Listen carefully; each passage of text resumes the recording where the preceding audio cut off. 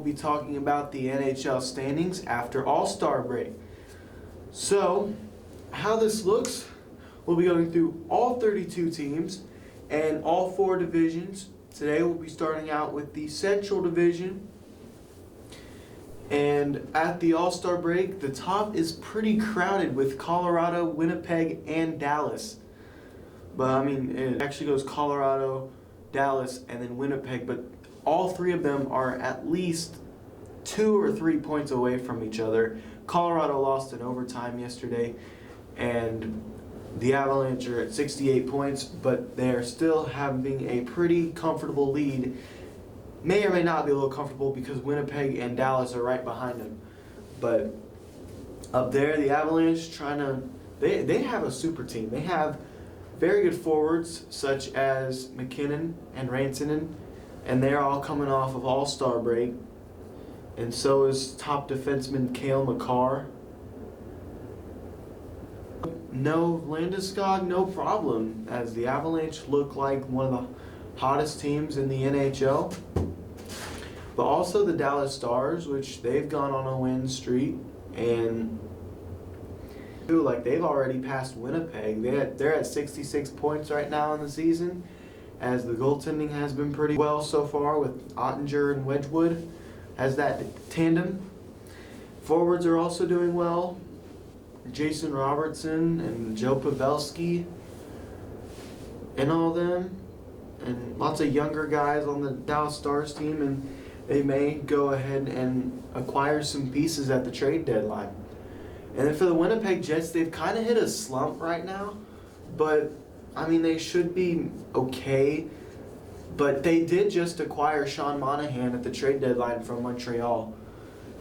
That was very, very interesting because Winnipeg has lots of center depth. They have Scheifele, they have Lowry, but Sean Monahan is now taking up that 4th center line, which I don't know what Winnipeg's coach is going to do there. If he's going to move Monahan in there somewhere or maybe move him to wing, because Winnipeg's forwards are pretty solid, especially that top line with Scheifele and Ehlers and Connor. But the Winnipeg Jets are a very interesting team to watch because we did not expect them to be like at the top.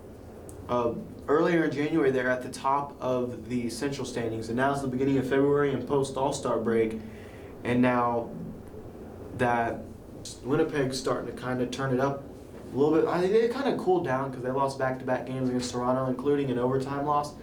But they should be okay for now. They're kind of in the driver's seat in the playoffs, but they got to compete with Dallas and Colorado for the top spot. And then moving down the Central standings, it's the St. Louis Blues in 4th place at 54 points, and they are the last wild card spot, 2 points behind the Los Angeles Kings. But how they're doing so far, the Blues, they went on a 5-game win streak before getting shut out 1-0 against the Columbus Blue Jackets on their home ice. But it does give them a little bit of hope for the playoffs, but one bad thing is that they're just so inconsistent. Bennington's so on and off with his days. He can be the best goalie one day, and then if he doesn't keep a level head, the whole entire Blues motivation just goes down. It's that bad. But St. Louis, I heard then rumors that they were thinking about trading Pavel Buchnevich back to the Rangers, but only time will tell, as we still have a month until the NHL's trade deadline. And the Blues are doing okay without their coach Craig Berube and new interim coach Drew Bannister taking over as bench boss.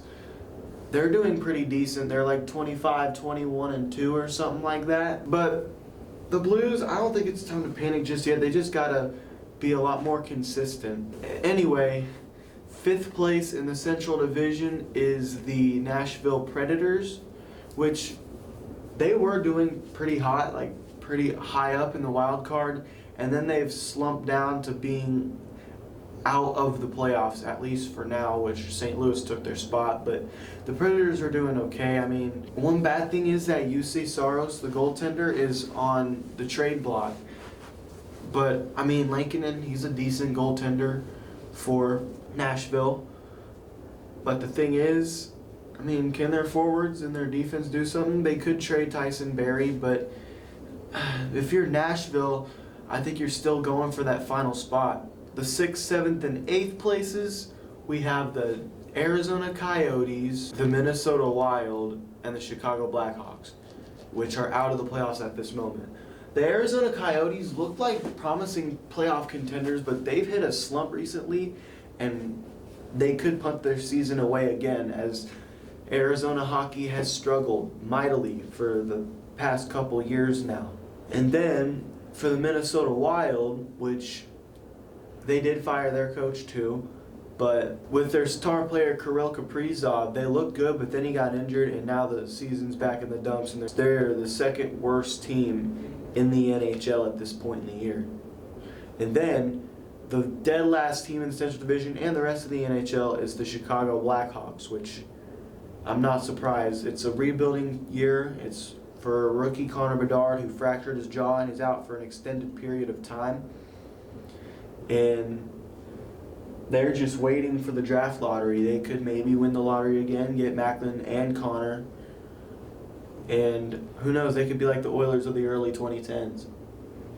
All right, going to the Pacific Division standings now, as this division is getting a little tougher. I mean, number one, obviously Vancouver, which they are a wagon right now, and they also acquired one of the top two-way forwards in the league in Elias Lindholm. They traded away one of their good wings who wasn't really used that well in Rick Tocchet's system in Vancouver. But now the Vancouver Canucks are tied for the best record in the NHL, which they play tonight against Carolina Hurricanes, but Boston plays against Calgary tonight. So here, I think in about 2 more days, I think that Boston will play Vancouver, and they'll most likely play each other for whoever is the best team in the NHL. But last time they played, Vezina winner of last season, Linus Ullmark, he scored a goalie goal. And this time it's going to be at TD Garden. It could be a rematch of the 2011 Stanley Cup Final. I'm very interested to see. But the big event that we're going to be looking forward to in the NHL at this point in the season is the trade deadline, which is March 8th. And Vancouver may or may not be done with that. But the deal that Vancouver has made so many transactions this offseason and season in general. But what they've done, they signed some free agent forwards. They traded for a goalie. They traded their third line wing for a backup goalie for Montreal and Casey DeSmith, which he was flipped to Vancouver because he was involved in the Erik Karlsson deal. And then Vancouver, which they have a very good line. They have a Norris Trophy candidate at Quinn Hughes, and obviously the Eliases, which they just traded last Wednesday for Elias Lindholm, which Calgary, that was their only All-Star, and Vancouver had 6 All-Stars, and that also included their coach. And now let's head to this, the Vegas Golden Knights. The Vegas Golden Knights are one of the most balanced teams in the NHL, but Jack Eichel is out. And Adin Hill has to really carry. And I don't know, but Vegas shouldn't be worried about missing the playoffs by any means, as they're only 5 points ahead of the Edmonton Oilers, and they should be okay for the playoffs right now, as they may or may not be buyers or sellers come trade deadline. All right. Next up, the Edmonton Oilers. This is a hot topic right now, which they had a very good all-star break as Connor McDavid won that $1 million prize for that obstacle course and for the rest of the skills challenges, as Connor McDavid is one of the best, if not the best, player in the entire NHL. As they're coming off a 16-game win streak, they can break the NHL record for the most wins in a row during an NHL regular season, which is 17, which was held by the Columbus Blue Jackets in 2017. But at the very, very beginning of the season, the Oilers were one of the worst teams in the NHL. They were second to last in the entire NHL, and also they lost to the San Jose Sharks at one point, and after that, it's just been lights out ever since. They won 16 games in a row, and this could be the year that Canada finally gets a Stanley Cup champion. And then in fourth place, we have the Los Angeles Kings. The Kings are they had a very good start, but they somehow keep getting points in overtime losses. They have at least 10 of them right now in overtime losses, and they just fired their coach, which right now the Kings are struggling right now, but they're somehow still in a playoff spot. But if one of the other teams in the playoff ladder that aren't in it yet, which we'll get to them later, but it's going to be very interesting to see what's going to be happening here come trade deadline, if teams are going to be buyers or sellers. If you are a Los Angeles Kings fan, you would be freaking out, because if you guys keep on losing, even in overtime, there's going to be some teams that are going to be winning and winning and winning, and then they're just like, okay, here's 1 point here, we didn't get the 2 points, but we lost this game, it's going to be fine. No, like, you guys are kind of fighting for your playoff lives. I know you're 3 points behind the Oilers, but Edmonton is red hot right now, which they went the whole month of January undefeated, which tells you something. And the Oilers could be a very hot team, which they could catch up to Vancouver come trade deadline, or even later in the season, like after it, like maybe towards mid-April, which that's when the regular season ends. But for the Kings, right now they're just fighting for their playoff lives and see how they're doing with their new bench boss. And then in fifth place, we got the Seattle Kraken, which they've kind of been stuck in purgatory all year, which last year they made a pretty deep playoff run, but this year they are kind of struggling, which I don't know if they're going to be buyers or sellers at the deadline. We don't know. But the Kraken were on a hot streak for a little bit, and then they kind of fizzled out since then. But we're going to see what's going to be happening with them come trade deadline and see how the rest of their season does.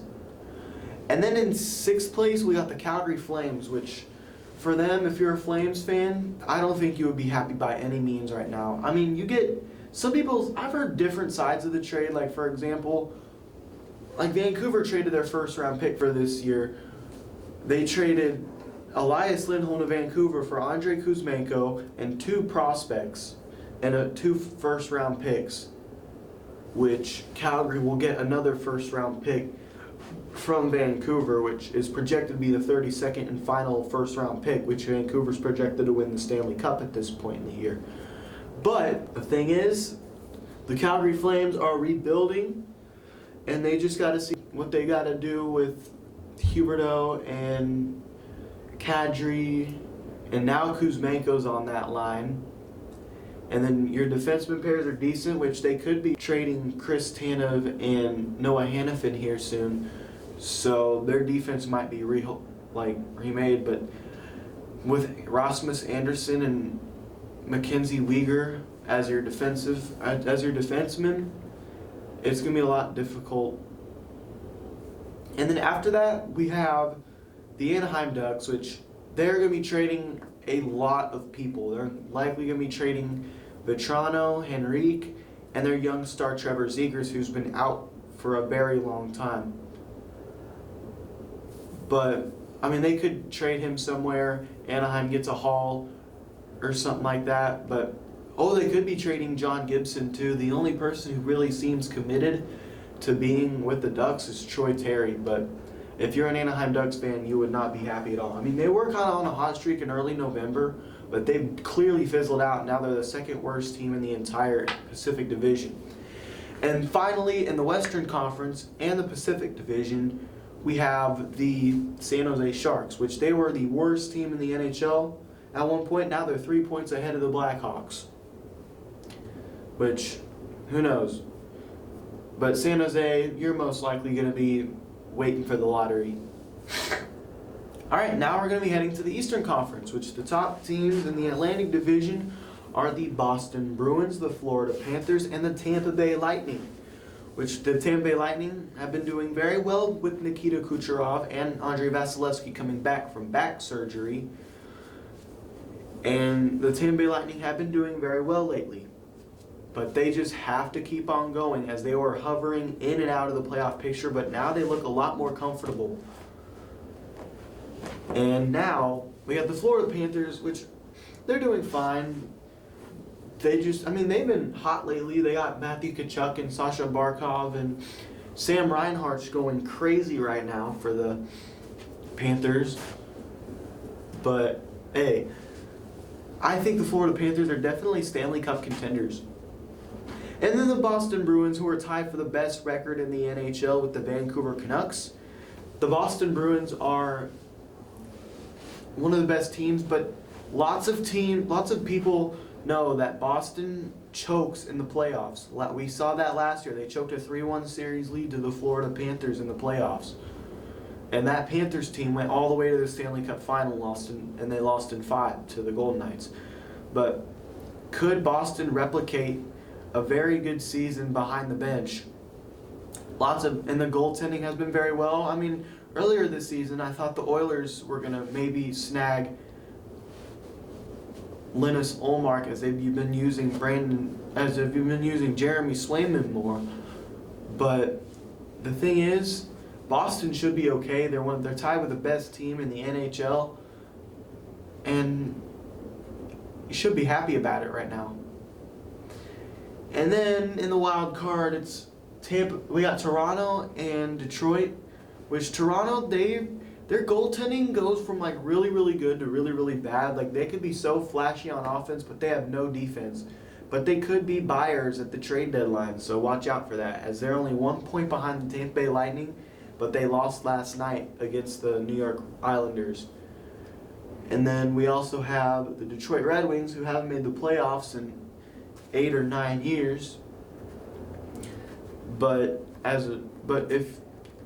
Detroit could definitely do something here, as they are 4 points ahead of the Islanders in the playoff race. They should be perfectly fine coming soon, but I could be very, very wrong. And then the other 3 teams in that division are Ottawa, Montreal, and Buffalo, which Buffalo has been very disappointing, which everyone's getting hurt, and no one's been playing up to expectations, as this year is just another rebuilding year for the Sabres. But if they just keep on winning, then maybe, just maybe, they can make a wild card spot, but I just don't see that happening right now. And then Montreal, which we all know they're sellers. They just traded Sean Monahan to the Jets, and things have not been looking very well for Montreal. I mean, they were decent, but the Eastern Conference is very, very tight right now. And then the worst team, actually they're tied for the worst team between Columbus and Ottawa, but the Senators are one of the worst teams in the entire Eastern Conference, as the Senators are likely going to be seeing what their lottery odds are to get Macklin Celebrini this draft. But, they were kind of on a little bitty win streak for a second there, but Ottawa, things are looking dark there, as they usually are. They fired their coach back in December, but things still haven't been looking very well for the Senators. And goalies are terrible, but in Canada's capital, things aren't looking very well.